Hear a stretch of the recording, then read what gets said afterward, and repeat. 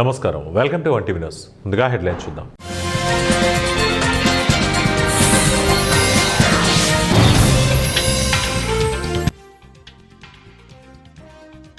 కేంద్ర బడ్జెట్ 2026 దేశంలోని ప్రతి జిల్లాలో బాలికల హాస్టల్స్.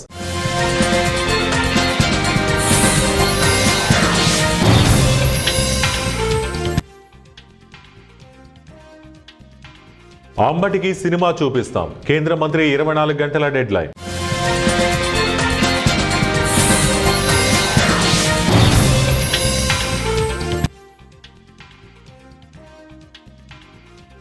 సండే స్టాక్ మార్కెట్ నష్టాల్లో సెన్సెక్స్, నిఫ్టీ. అంబటికి సినిమా చూపిస్తాం, అంబటి రాంబాబు వ్యాఖ్యలపై కేంద్ర మంత్రి పెమ్మసాని చంద్రశేఖర్ తీవ్ర స్థాయిలో హెచ్చరించారు. అంబటి బరితెగించి ముఖ్యమంత్రి చంద్రబాబును దుర్మార్గమైన భాషతో కించపరిచారని, ఇప్పటి వరకు తాము సహనంతో ఉన్నామని పేర్కొన్నారు.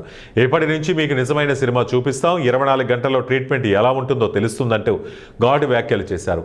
చట్ట ప్రకారమే బరితెగించిన వారికి గుణపాఠం చెబుతామని పెమ్మసాని స్పష్టం చేశారు. ముఖ్యమంత్రి చంద్రబాబును అత్యంత అసభ్యంగా వైసీపీ నేత మాజీ మంత్రి అంబటి రాంబాబు దూషించాడని కేంద్ర మంత్రి పెమ్మసాని చంద్రశేఖర్ ఆరోపించారు. ఈ సందర్భంగా ఆయన మీడియాతో మాట్లాడుతూ రాష్ట్రంలో అలజడి సృష్టించేందుకు వైసీపీ నేతలు రెచ్చగొట్టే వ్యాఖ్యలు చేస్తున్నారన్నారు. ముఖ్యంగా అంబటి రాంబాబు బరితెగించి మాట్లాడారు. అత్యంత దుర్మార్గమైన భాషతో చంద్రబాబును కించపరిచారన్నారు.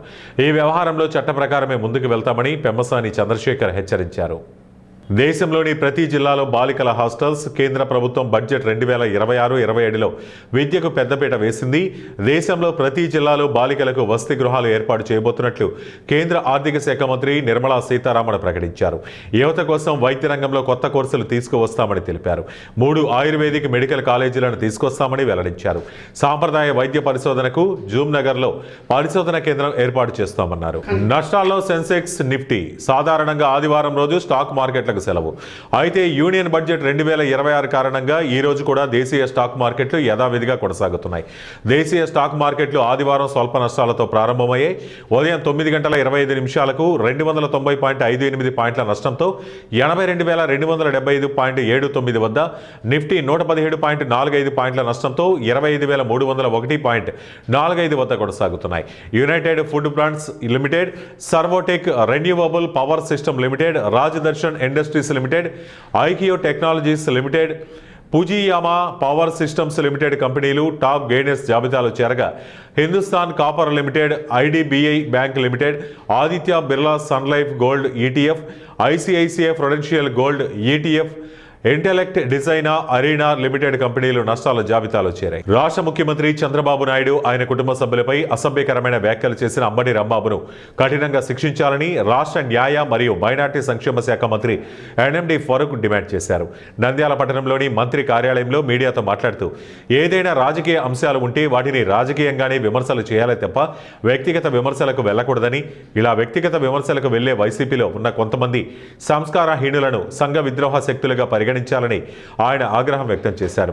అంబటి రాంబాబు మొదటి నుండి వివాదాల్లో ఉండే వ్యక్తి అని, 2-3 సార్లు శాసనసభకు ఎన్నికైన వ్యక్తిగా కాక మంత్రిగా పనిచేసిన వ్యక్తిని, అలాంటి వాడు ఆంబోతు మాదిరిగా సీఎం చంద్రబాబు కుటుంబంపై అసభ్యకర వ్యాఖ్యలు చేయడం గురించి మంత్రి ఫరూక్ తీవ్రంగా ఖండించారు. ఇటువంటి నాయకులకు ఆ పార్టీ అధినేత జగన్ ఎలా వ్యవహరించాలో నేర్పించాల్సిన అవసరం ఉందని, కానీ ఆ ఇంగిత జ్ఞానం జగన్కి కూడా లేదని, ఆయన తన పార్టీ ఎమ్మెల్యేలు అసెంబ్లీలో అన్పార్లమెంటరీ భాషను ఉపయోగిస్తున్నా నవ్వుతూ కూర్చోవడం పట్ల వారు అధినేత జగన్ సంస్కారం ఎంతవరకు అర్థమవుతుందన్నారు.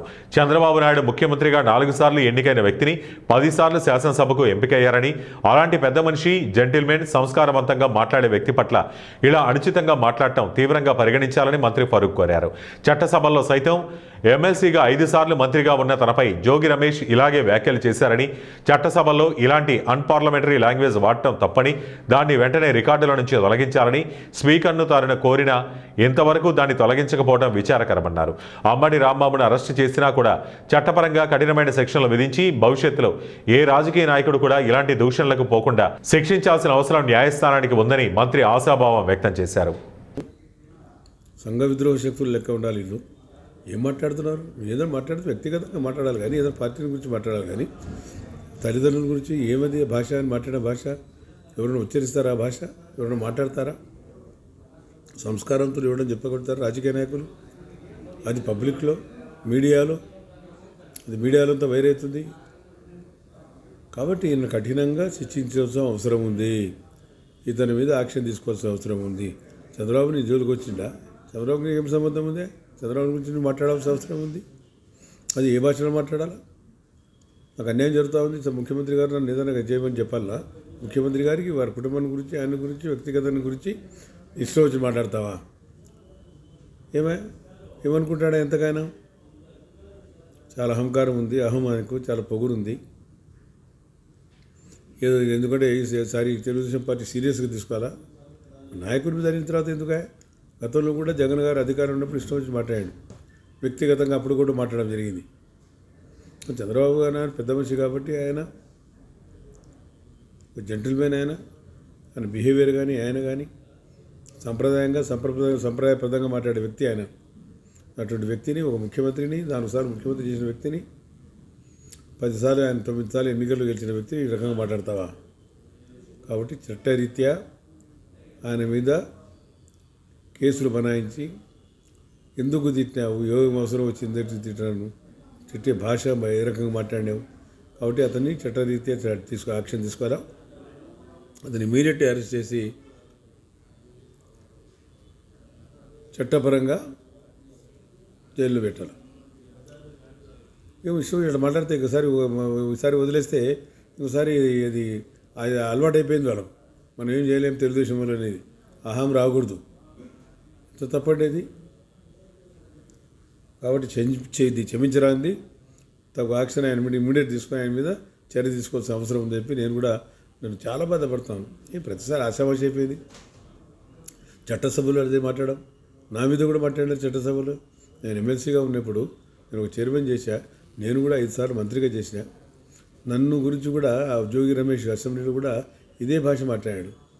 నేను ఇదే భాష చట్టసభలో మాట్లాడకూడదు, దాని మీద నన్ పార్లమెంట్ ఇక్కడ యూజ్ చేయకూడదు, అది రికార్డు నుంచి తొలగించమని చెప్పి నేను ఇప్పుడు ఉండే చైర్మన్ గారు చెప్పా. ఇంతవరకు కూడా చేయలే, ఈరోజు వరకు కూడా చేయలే రికార్డు నుంచి. అది వాళ్ళ సంస్కారం. వైఎస్ఆర్సీపీ నేత అంబటి రాంబాబు వ్యాఖ్యలపై తెలుగుదేశం పార్టీ తీవ్ర ఆగ్రహం వ్యక్తం చేసింది. రాష్ట్ర ముఖ్యమంత్రి నారా చంద్రబాబు నాయుడిని ఉద్దేశించి అంబటి చేసిన అనుచిత వ్యాఖ్యలకు నిరసనగా టీడీపీ రాష్ట్ర ప్రధాన కార్యదర్శి అబ్దుల్ వాహీద్ ఆధ్వర్యంలో పార్టీ కార్యకర్తలు పెద్ద ఎత్తున నిరసన చేపట్టారు. 44వ జాతీయ రహదారిపై అబ్దుల్ వాహీద్ నేతృత్వంలో టీడీపీ శ్రేణులు అంబటి రాంబాబు దిష్టిబొమ్మను దహనం చేశారు.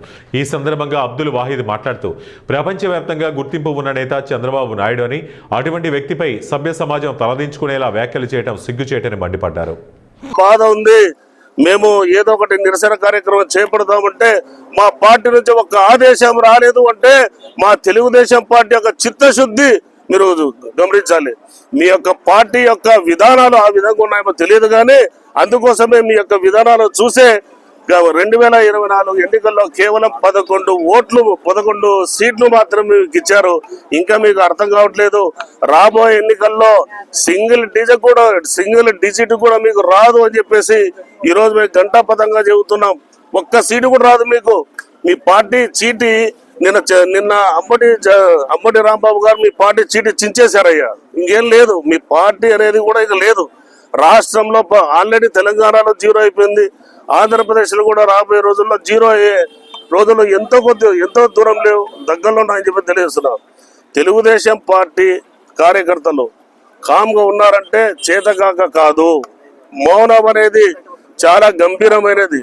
మౌనం అనేది చాలా భయంకరమైన. ఆంధ్రప్రదేశ్ రాష్ట్ర ముఖ్యమంత్రి నారా చంద్రబాబు నాయుడుపై అనుచిత వ్యాఖ్యలు చేసిన వైసీపీ నేత అంబటి రాంబాబుకు వ్యతిరేకంగా తంబళ్లపల్లి నియోజకవర్గం మొలకల చెరువులో తీవ్ర నిరసన తెలిపారు. తెలుగుదేశం పార్టీ నేత కట్టా దొరస్వామి నాయుడు ఆధ్వర్యంలో వైసీపీ నేత అంబటి రాంబాబు దిష్టిబొమ్మను దగ్ధం చేశారు. నారా చంద్రబాబు నాయుడిని దుర్భాషలాడిన అంబటి రాంబాబును ఆంధ్రప్రదేశ్ ప్రజలు ఎట్టి పరిస్థితుల్లో సహించరని హెచ్చరించారు. ప్రజాస్వామ్యంలో హద్దులు దాటిన వ్యాఖ్యలు సరికాదని, నోరు ఉందని ఇష్టం వచ్చినట్టు మాట్లాడటం తగదని అన్నారు. 4 పర్యాయాలు ముఖ్యమంత్రిగా బాధ్యతలు నిర్వహించిన చంద్రబాబు నాయుడు ఎప్పుడూ సంస్కారం, గౌరవం పాటించారని పేర్కొన్న ఆయన సోషల్ మీడియాలో అభ్యంతరకర వ్యాఖ్యలు చేసిన వారిపై కఠిన చర్యలు తీసుకున్న ఘనత కూడా చంద్రబాబుదేనని గుర్తు చేశారు. వైఎస్ భారతిరెడ్డిని సోషల్ మీడియాలో దూషిస్తే వారిపై కఠిన చర్యలు తీసుకుని అరెస్టు చేయించిన ఘనత నారా చంద్రబాబు నాయుడుదేనని పేర్కొన్నారు.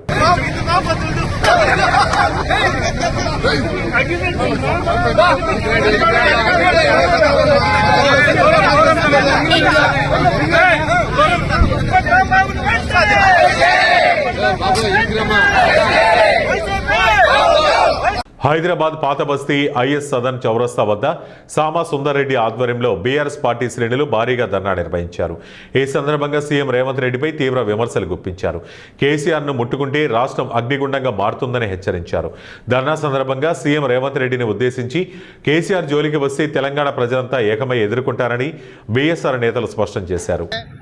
తెలంగాణ తెచ్చిన పెద్దలు కేసీఆర్ గారికి నోటీసులు ఇచ్చి ఇబ్బంది పెడుతున్న కాంగ్రెస్ గవర్నమెంట్ మీద ఈరోజు నిరసనగా ఈ ఐఎస్ఎస్ చౌరస్తా మీద మేమందరం కూడా నిరసన తెలుపుతున్నాము. అలాగే అందరు కార్యకర్తలు కూడా అందరూ కూడా టీఆర్ఎస్ భవన్కి పోయి, ఎందుకంటే గతంలో జరిగిన టెలిఫోన్ ట్యాపింగ్కి ముఖ్యమంత్రికి ఏం సంబంధం అని మేము కూడా అడగడం జరుగుతుంది. ఎందుకంటే కావాలని కాంగ్రెస్ గవర్నమెంట్ ప్రతి ఒక్క టీఆర్ఎస్ నాయకులను అందరూ కూడా ఇబ్బంది పెట్టడం జరుగుతుంది. అందుకే ఈరోజు తెలంగాణ రాష్ట్రంలో ప్రతి ఊరిలో, ప్రతి గ్రామంలో, ప్రతి బస్తీలో కూడా ఈరోజు నిరసన తెలుపుతూ కేసీఆర్కి అండగా మేమందరము ఉంటామని. మాజీ మంత్రి వైసీపీ నాయకుడు అంబటి రాంబాబు దిష్టిబొమ్మతో శవయాత్ర నిర్వహించి అంబటి రాంబాబు దిష్టిబొమ్మను టీడీపీ శ్రేణులు దగ్ధం చేశారు.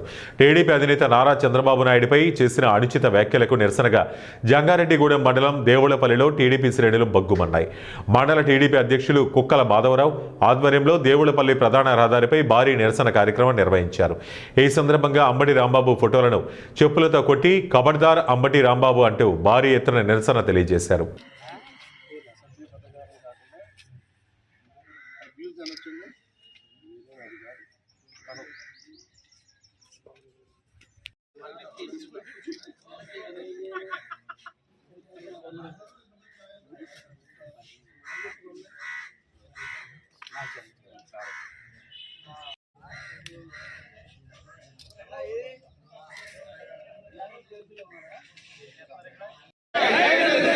చంద్రబాబు గారి నాయకత్వం, లోకేష్ గారి నాయకత్వం, పవన్ కళ్యాణ్ గారి నాయకత్వం, జై బీజేపీ,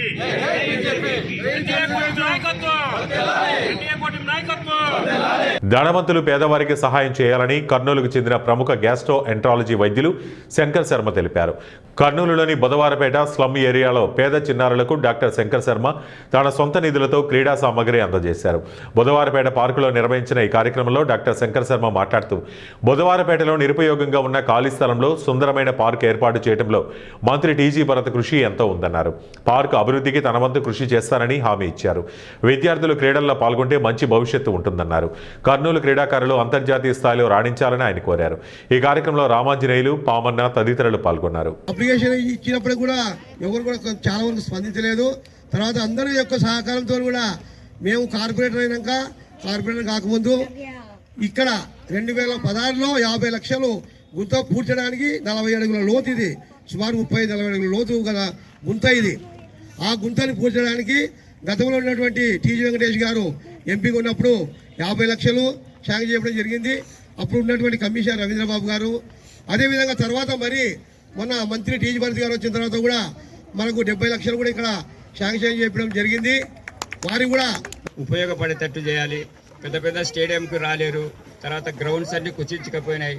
ఉన్న ఇంత స్లమ్ ఏరియాలో ఇంత పెద్ద క్రీడా మైదానం ఉండటం చాలా సంతోషం. అయితే వీటికి ఆడుకోవడానికి లేవు అని చెప్పినప్పుడు మనకు వెంటనే గుర్తొచ్చారు డాక్టర్ శంకర్ శర్మ గారు. ఈ జిల్లాలో చాలా చోట్ల నగరంలో వారానికి 2 వారాలకు ఒకసారి మనకు క్రీడలకి స్పాన్సర్ చేస్తూ చేయూతనిస్తున్నారు. ఈ నగరంలో చేయూతనిస్తున్న వారు చాలా తక్కువ. ఆ తక్కువ ఉన్న వాళ్ళలో మన శంకర్ శర్మ కూడా ఒకరని తెలియజేయటం నేను చాలా సంతోషిస్తున్నా. అలాగే మంత్రి టీజీ భరత్ గారు, టీజీ వెంకటేష్ గారి సహకారం ఎంతలో ఉంటుంది ఈ ప్రాంతానికి సంబంధించి. మన పామన్న గారు వీళ్ళందరూ కూడా ఇక్కడ జేబీ సంస్థ వాళ్ళు కూడా ఇక్కడ ప్రైవేటుగా ట్యూషన్స్ చెప్పి దగ్గర ఒక 200 మందికి ఉచితంగా ట్యూషన్ చెప్పిస్తున్నారు సార్ ఈ స్లమ్ ఏరియాలో ఉన్న పిల్లలకి. ఈ రకంగా క్రీడలు ఎంతో కొంత సహాయము చేస్తూ పోతే సహాయం చేసిన వాడికి, చేయించుకున్న వాడికన్నా చేసిన వాడికి ఎక్కువ ఆనందం ఉంటుంది. పలానా రోజు పలానా చోట ఈ సహాయం చేశారు. శ్రీ టీజీ వెంకటేష్ గారు, శ్రీ టీజీ భారత్ గారు, మినిస్టర్ గారు వాళ్ళు ఫండ్స్ అలా చేపించి ఇక్కడ ఉండే లీడర్స్ చాలా కమిట్మెంట్తో, డివోషన్తో, డెడికేషన్తో, చాలా పోరాటాలతో, సంతకాలు అందరితో సేకరించి పోయి ఈ ఈ మురికి గుట్టను ఒక అందమైన ఒక మైదానంగా తీర్చిదిద్దడం అంటే వాళ్ళ వెనక కృషి, పట్టుదల, దీక్ష, అకుంఠిత దీక్ష ఎంత ఉందో మనం ఊహించుకోవచ్చు. నేను కూడా ఒక 1 year బ్యాక్ ఎప్పుడు రామంజలి పిలిచినప్పుడు ఇక్కడికి వచ్చాను. వచ్చినప్పుడు చూస్తే ఇక్కడ ఏం లేదు, నిజంగా కూడా చాలా మురికివాడలాగా. మేడారం సమ్మక్క సారళమ్మ మహాజాత్ర ఈ ఏడాది అత్యంత ఘనంగా చరిత్రలో నిలిచిపోయే విధంగా విజయవంతంగా ముగిసిందని రాష్ట్ర పంచాయతీరాజ్, గ్రామీణాభివృద్ధి, మహిళా శిశు సంక్షేమ శాఖ మంత్రి దనసరి అనసూయ సీతక్క తెలిపారు. కోట్లాది మంది భక్తులు ఎలాంటి అసౌకర్యాలు ఎదుర్కోకుండా తల్లులను ప్రశాంతంగా దర్శించుకోవటం ప్రభుత్వ యంత్రాంగం సాధించిన విజయంగా మంత్రి పేర్కొన్నారు. తల్లుల వనప్రవేశం అనంతరం మేడారంలోని మీడియా సెంటర్లో మంత్రి దనసరి అనసూయ సీతక్క మీడియా సమావేశం ఏర్పాటు చేశారు. ఈ సందర్భంగా మంత్రి దనసరి అనసూయ సీతక్క మాట్లాడుతూ జాతర నిర్వహణకు ముందే రూపొందించిన సమగ్ర ప్రణాళికలు, స్పష్టమైన వ్యూహాలు, శాఖల మధ్య సమన్వయంతో చేపట్టిన ఏర్పాట్లు పూర్తి స్థాయిలో ఫలించాయని తెలిపారు. రవాణా సౌకర్యాలు, వైద్య సేవలు, త్రాగునీటి సరఫరా, పారిశుద్ధ్య ఏర్పాట్లు, విద్యుత్, అగ్నిమాపక, పోలీసు భద్రత వంటి అన్ని విభాగాల సమన్వయంతో పనిచేయడం వల్ల జాతర ఎక్కడ అంతరాయం లేకుండా సాగిందని చెప్పారు. జరుగుతుందని కూడా మరి జ్యోతిష్యాలు చెప్పుకుంటా తప్పుడు ప్రచారం చేశారు. కాబట్టి ఇక్కడ ఉన్నటువంటి సోదరులు కూడా ఎందుకు జరుగుతుంది ఇట్లా ఈ దేవుళ్ళ మీద అనేది అర్థం చేసుకోవాల్సిన అవసరం ఉందని తెలియజేస్తూ ఉన్నాం.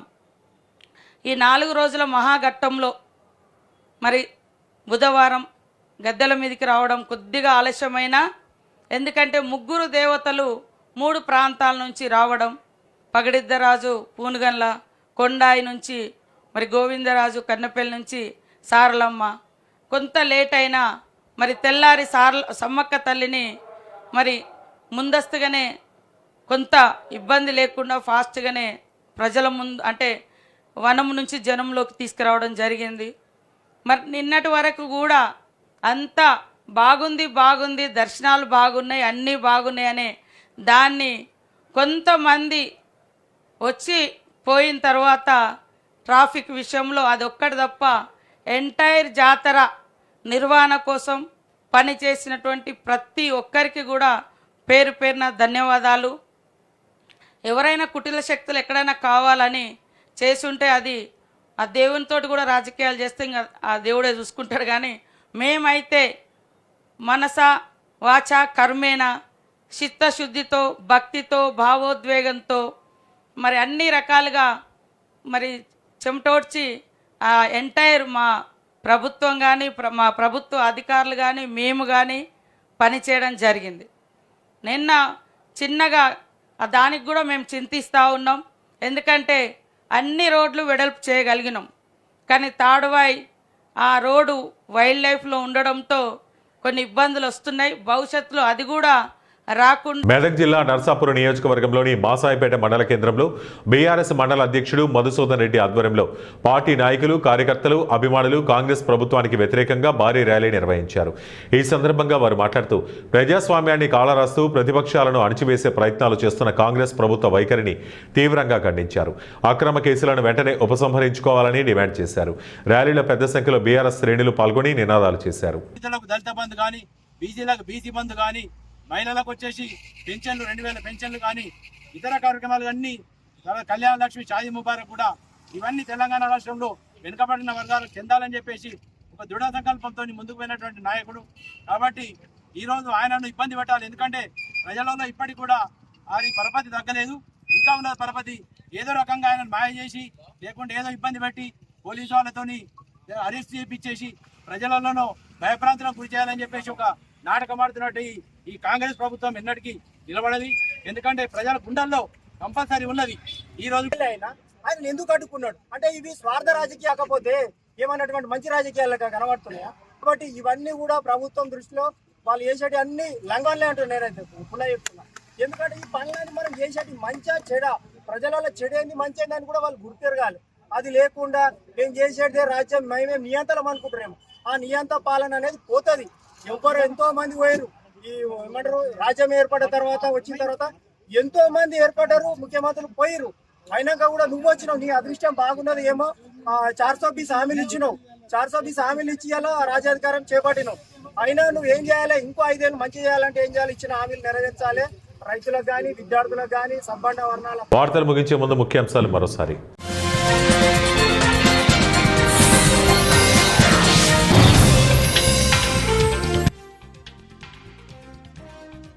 కేంద్ర బడ్జెట్ 2026 దేశంలోని ప్రతి జిల్లాలో బాలికల హాస్టల్స్.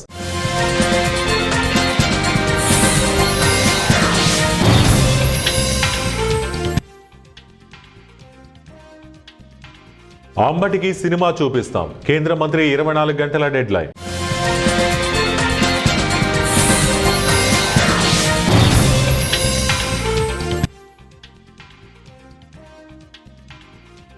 సండే స్టాక్ మార్కెట్ నష్టాల్లో సెన్సెక్స్, నిఫ్టీ. ఇవి ఇప్పటివరకు ఉన్న బులెటిన్ అప్డేట్స్. మరిన్ని అప్డేట్స్ కోసం చూస్తూనే ఉండండి 1 టీవీ న్యూస్.